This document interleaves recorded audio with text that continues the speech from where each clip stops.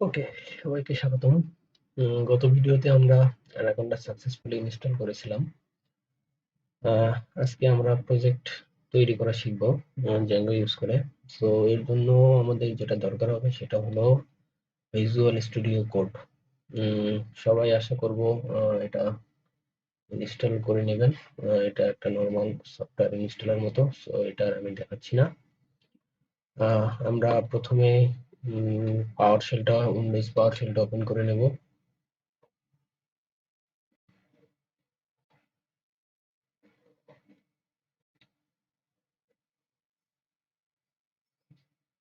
হ্যাঁ, সো আমাদের নতুন একটা প্রজেক্ট ক্রিয়েট করব। সো এর জন্য আমাদেরকে একটা ফোল্ডার তৈরি করতে হবে। সো কমান্ড লাইন দিয়ে যদি আমরা ফোল্ডার তৈরি করি, এর জন্য আমাদেরকে টাইপ করতে হবে mk dir। mk তে বোঝাচ্ছে মেক, dir তে বোঝাচ্ছে ডিরেক্টরি। সো mk dir তে make directory. So make directory তো আর বললেই হবে না, এটার একটা ফোল্ডারে তো আমাদেরকে নাম দিতে হবে। তো আমরা নাম দিই নিউ প্রজেক্ট।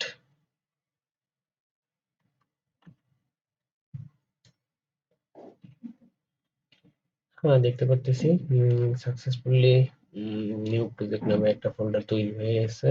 সো এখন আমাদেরকে কি করতে হবে, ওই ফোল্ডারে ইন করতে হবে। সো এর জন্য আমাদেরকে বলতে হবে সিডি। সিডি তে বোঝাচ্ছে change directory. So change directory করে আমরা কই যাচ্ছি, নিউ প্রজেক্টে। তো আমরা নিউ এতটুকু দেওয়ার পরে যদি আমরা ট্যাব প্রেস করি, তাহলে আমাদেরকে আসলে সাজেস্ট করে নিউ প্রজেক্ট নামে একটা ফোল্ডার অলরেডি আছে, যেখানে তুমি যাইতে পারো। সো এখন আমরা যদি এন্টার প্রেস করি, এখন আমরা দেখতে পাচ্ছি আমরা নিউ প্রজেক্টে ঢুকে পড়লাম। এখন আমরা একটু চেক করে দেখি এর ভিতরে আসলে কিছু আছে কিনা। তো একটা প্রজেক্টের ভিতরে কোনো এলিমেন্টস বা ফোল্ডার আছে কিনা এটা চেক করার জন্য আমরা dir কমান্ডটা ইউজ করে থাকি। সো dir কমান্ডটা দিয়ে দেখলাম যে আসলে আমাদের কোনো কিছু নাই। সো একটা ফ্রেশ ফোল্ডার। সো হ্যাঁ, এই ফ্রেশ ফোল্ডারে আমরা কাজ করব। এখন এই ফোল্ডারটা আমরা ভিএস কোডে ওপেন করব। এর জন্য একটা শর্টকাট হইলো, আমরা যদি কোড ডট প্রেস করি, তাহলে আমরা আমাদের ভিএস কোডে ফোল্ডারটা ওপেন হয়ে যাবে। হ্যাঁ, এই যে আমরা দেখতে পাচ্ছি। আমরা একটু বড় করে নিই। আচ্ছা, এই যে আমাদের নিউ প্রজেক্ট। কোনো কিছু নাই ফোল্ডারের ভিতরে, সমস্যা নাই, আমরা আস্তে আস্তে সবকিছু তৈরি করে নেব। সো এখানে আসার পর আমাদের ফার্স্ট কাজ হবে আমাদের একটা টার্মিনাল নিয়ে নেওয়া।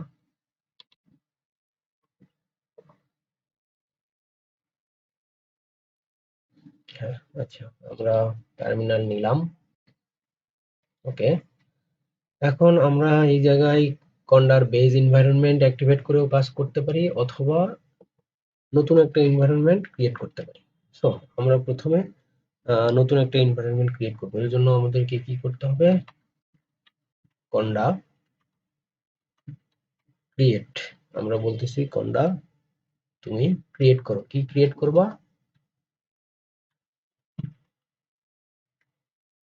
নেম। এই নেম দিয়ে বোঝাচ্ছি কি নামে আমার ইনভারমেন্ট ভেরিয়েবল নামটা হবে।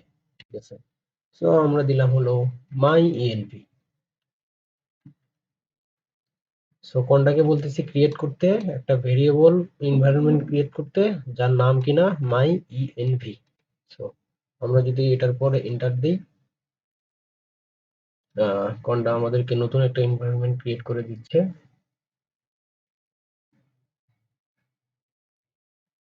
হ্যাঁ, এখন বলছে যে তুমি আহ, নতুন যদি সেম লোকেশনেই এনভায়রনমেন্টটা ক্রিয়েট করতে চাও, তাহলে ইয়েস প্রেস করো। অর্থাৎ আমরা একটা ওয়াই প্রেস করলাম, দেন ও আমার জন্য একটা এনভায়রনমেন্ট ক্রিয়েট করে দিল। সো এখন এটা অ্যাক্টিভেট করার জন্য বলতেছে যে কন্ডা অ্যাক্টিভেট মাই ইএনভি। আমাদেরকে বলে দিচ্ছে যে আসলে কিভাবে নতুন এনভায়রনমেন্টটা অ্যাক্টিভেট করতে হবে। সো এটা আমরা জাস্ট কপি করব, কন্ট্রোল ভি দিয়ে পেস্ট করে দেব। হ্যাঁ, এখন আমরা দেখতেছি নতুন এনভায়রনমেন্ট আমাদের অ্যাক্টিভেট হয়ে গেছে। এখন আমরা জাস্ট কমান্ড লাইনটা ক্লিয়ার করে নিই। সিএলএস দিয়ে আমাদের কমান্ড লাইনটা সুন্দর মতো ক্লিয়ার হয়ে যাবে। ওকে, আমাদের নতুন এনভায়রনমেন্ট ক্রিয়েট করা শিখলাম এবং সেটা অ্যাক্টিভেট করা। আমি কন্ডার আসলে বেজ এনভায়রনমেন্টে কাজ করব। সো আমি আবারও কন্ডার বেজ এনভায়রনমেন্ট অ্যাক্টিভেট করে নিচ্ছি। কন্ডা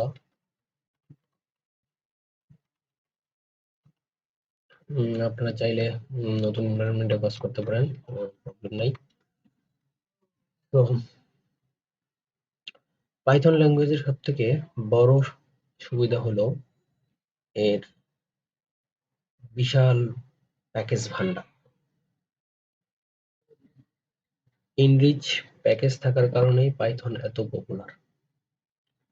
আর এই প্যাকেজগুলো ইনস্টল করাও অনেক ইজি। পিপ কমান্ড দিয়ে আমরা যেকোনো পাইথনের যেকোনো প্যাকেজ ইনস্টল করতে পারি। সো আমরা এখন যেহেতু জ্যাঙ্গো ইউজ করে আমরা প্রজেক্ট তৈরি করব, সো আমাদের প্রথম কাজ হবে এই জ্যাঙ্গোটাকে ইনস্টল করে ফেলা। এর জন্য আমাদের টাইপ করতে হবে পিপ ইনস্টল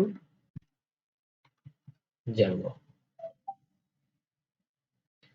পিপ ইনস্টল জ্যাঙ্গো এই কমান্ডটা আমরা যদি দিয়ে দিই, তাহলে পিপ আমাদেরকে আমাদের এই এনভায়রনমেন্টে জ্যাঙ্গোটাকে ইনস্টল করে দেবে।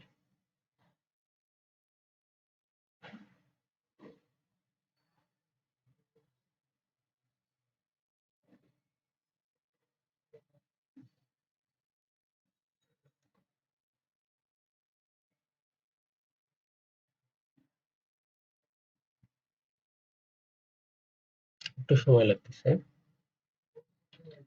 হ্যাঁ, হয়ে গেছে। আমরা দেখতে পারতেছি জ্যাঙ্গো 4.0.2 এই ভার্সনটা আমাদের ইনস্টল হয়েছে। সমস্যা নাই। আহ, এখন আমরা আমাদের যেহেতু আমাদের এনভায়রনমেন্টে জ্যাঙ্গো ইনস্টল হয়ে গেল, এখন আমরা জ্যাঙ্গো ইউজ করে আমরা একটা প্রজেক্ট স্টার্ট করতে পারি। সো এর জন্য আমাদের কমান্ডটা হবে জ্যাঙ্গো ড্যাশ অ্যাডমিন।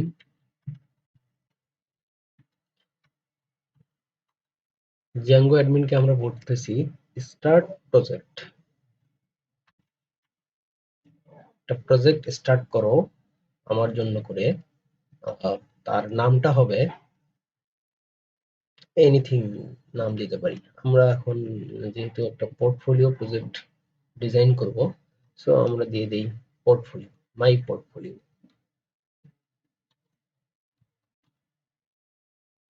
সরি,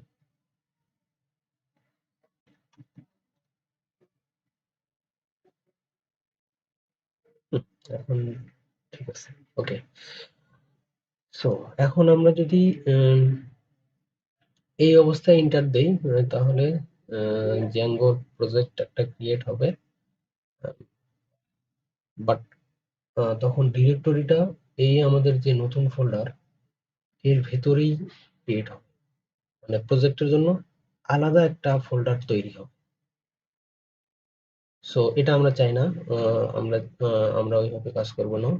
আমরা এটার থেকে দূরে থাকার জন্য আমরা জাস্ট একটা ডট দেব, একটা স্পেস দিয়ে একটা ডট দেব।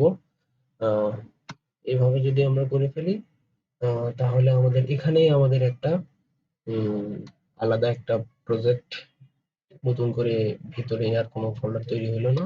জাস্ট আমরা দেখতে পাচ্ছি মাই পোর্টফোলিও নামে আমাদের একটা প্রজেক্ট ফোল্ডার ক্রিয়েট হয়ে গেল, যেখানে কিনা সেটিং ডট পাই আমরা দেখতে পারতেছি। এগুলো আমাদেরকে জ্যাঙ্গো বিল্ট ইন আমাদেরকে দিয়ে দিল। বাট এগুলো নিয়ে এখন ভাবনার কিছু নাই, এগুলোতে আমাদের কোনো কাজ করতে হবে না। আহ, আমরা এগুলো ক্লোজ করে দিই।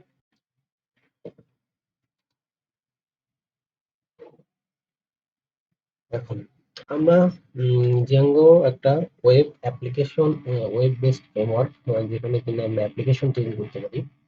সো আমাদের এই প্রজেক্টের জন্য একটা আমরা অ্যাপ্লিকেশন তৈরি ওপেন করতে পারি। সো জ্যাঙ্গো দিয়ে যদি আমাদের নতুন কোনো অ্যাপ্লিকেশন তৈরি করতে হয়, এর জন্য আমাদের কমান্ড হবে পাইথন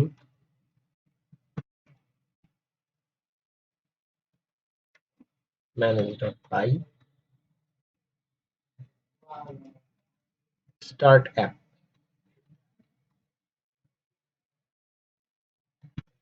আমরা বলতেছি পাইথন manage.py তুমি একটা স্টার্ট অ্যাপ তৈরি করো, অর্থাৎ একটা অ্যাপ স্টার্ট করো। এখন আমরা এই জায়গায় বলে দেবো যে অ্যাপের নামটা কি হবে।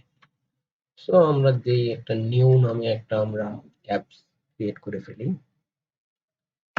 আমরা যদি এন্টার দেই, এই যে আমরা দেখতে পারতেছি নতুন একটা নিউ নামে একটা ফোল্ডার তৈরি হইলো। এটা হলো আমাদের অ্যাপস ফোল্ডার। এটা আমাদের অ্যাপস ফোল্ডার, এটা আমাদের প্রজেক্ট ফোল্ডার। মাই পোর্টফোলিওটা হলো আমাদের প্রজেক্ট, আর নিউটা হলো আমাদের অ্যাপস ফোল্ডার। ওকে, এখন আমাদের একটা কাজ করতে হবে। আমরা যে এই যে নতুন একটা অ্যাপ নিলাম, নতুন একটা অ্যাপ তৈরি করলাম, তো এটা তো জ্যাঙ্গোকে জানাইতে হবে যে আমরা নতুন একটা অ্যাপ নিয়েছি। সো এর জন্য কি করতে হবে? আমরা আমাদের প্রজেক্ট ফোল্ডারে যাব, গিয়ে সেটিংসে যাব। সেটিংসে গিয়ে আমরা খুঁজে বের করব এই ইনস্টল অ্যাপস, এই পোর্শনটুকু। সো এই জায়গায় গিয়ে আমরা বলবো যে আমরা যে নতুন একটা অ্যাপস তৈরি করলাম, সেটাকে আমরা এই জায়গায় বলে দেব যে আমরা এই নিউ নামে একটা অ্যাপস আমরা তৈরি করেছি।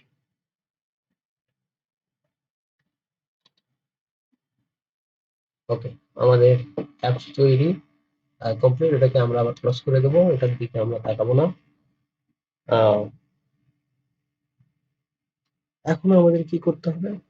এই প্রজেক্টটা যে তৈরি করলাম, এটাকে আমরা এখন রান করে দেখবো যে আসলেই প্রজেক্টটা তৈরি হইল কিনা। তো এর জন্য আমাদের একটা command Python manage.py manage dot লিখে যদি আমরা ট্যাব দিই তাহলেই এটা চলে আসবে। দেন রান ছাড়ো।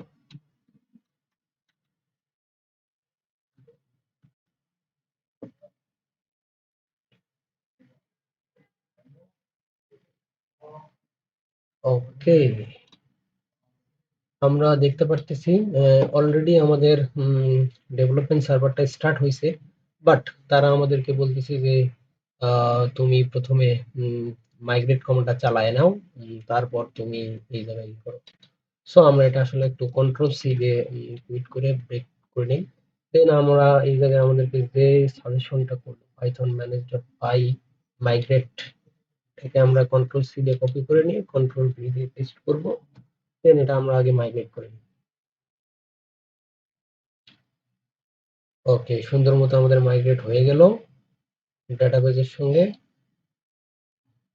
সো এখন আমরা রান সার্ভার চালাইতে পারি। সো কমান্ড লাইনের সুবিধা হলো আমরা প্রিভিয়াস কোনো কমান্ডকে যদি আবারও আনতে চাই, সো আমাদের লেফট রাইট আপ ডাউন যে অ্যারো গুলো আছে, সেখানকার আপ অ্যারো দিয়ে আমরা যদি এরকম প্রেস করতে থাকি তাহলে আগের কমান্ড, এবং ডাউন অ্যারোটা প্রেস করতে থাকি পরের কমান্ড গুলো আসতে থাকে। সো এখান থেকে আমরা রান সার্ভারটা আবার অন করে নেব।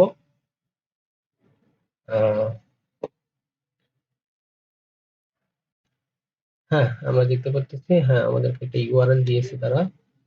এই ইউআরএল এ যদি আমরা ক্লিক করি, এই ইউআরএলটা আমরা যদি কপি করে নেই, কপি করে নিয়ে ব্রাউজারে গিয়ে পেস্ট করি,